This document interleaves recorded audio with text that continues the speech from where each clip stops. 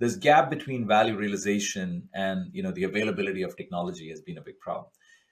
And you mentioned in the end, like right now, that look, it is about trying to, how do you make the users just consume it and stuff. And then from that context, right, explore that, the role of a citizen data scientist. Is it really a citizen data scientist, or is it just a citizen user who's just consuming insights? Explore that for me. It's a great point. And I'm smiling because I think the term citizen data scientist, we've seen it for a while, and it's something that's been a byproduct of these AutoML investments and AutoML tools. It was, we are building platforms so that non-developers can start to use and incorporate AI more seamlessly. However, I think even in these, low code, no code platforms, there's still a good amount of coding that's required. And I would say most of where the last 8 to 10 years has been focused has been around primarily data scientists, because it was about model training.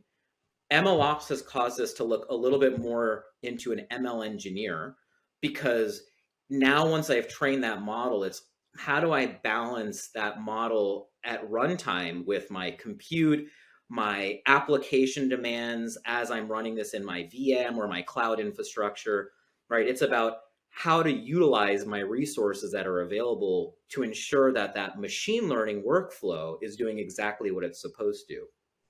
And where we haven't spent as much time is, I'm the underwriter, right, at a bank. I know that there's a machine learning model that's measuring, whether I should approve or deny a loan. But that underwriter, if I was to argue what tool are they using, they're not using an AutoML tool, because they don't know what a regression model is, or they don't know what algorithmic search really means.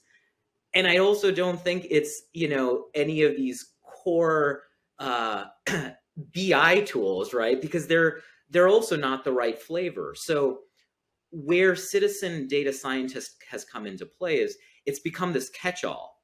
And what I really think a citizen data scientist should be is, we have these concepts of analysts, these are business analysts, and their roles are somewhat broad, but at the end of the day, there's a business subject matter expert like this underwriter, like a VP of marketing or a director of marketing. They're working on the assumption that underlying their workflow, there may be ML models. Do they need to understand that ML model? To a certain degree. And I think bridging to that user needs to be the next step we make, because that's the only way we begin to apply AI, is if that user, that truly non-developer, can incorporate it, can understand it, and can consume, right, these outputs, these ML outputs from research, from proprietary tools.